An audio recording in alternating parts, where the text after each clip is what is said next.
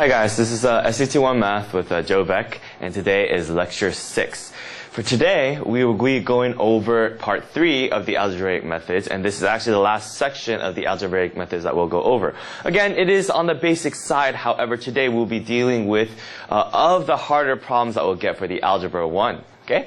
And mainly we'll be dealing with quadratic equations and systems of equations, which show up very often on the SAT1 Math. And if you are following along in your Barron's book, make sure and turn to 4.5 and 4.6, okay?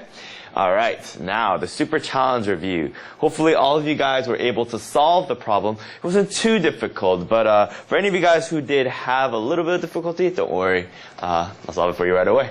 Alright, so first of all, it says if A is not equal to B. Now just so you guys know, if any of you guys are tricked by that, the reason why A is not equal to B is so important, right, is that if A is equal to B, then what happens? Right? Then they actually cancel out, correct? Right? And then you'll get a value of 0. But just know for the real SAT, usually when they have two different variables, right, that usually means that they are different numbers and they aren't equal to each other. So you don't have to worry about it.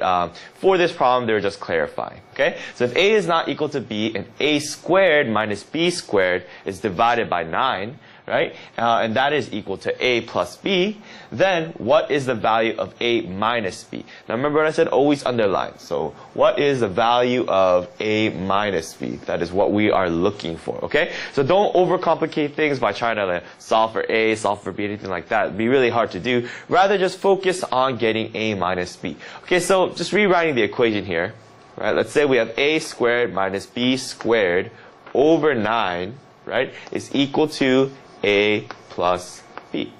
Okay? Well, this is great and all. However, one thing is that we want A minus B, right? And all we have is A plus B here. So what can we do? Well, do you guys recognize this? It says A squared minus B squared, right? That's something that you guys have all seen a lot, right? Because, well, remember in the last lecture, I taught you guys a little bit of a trick.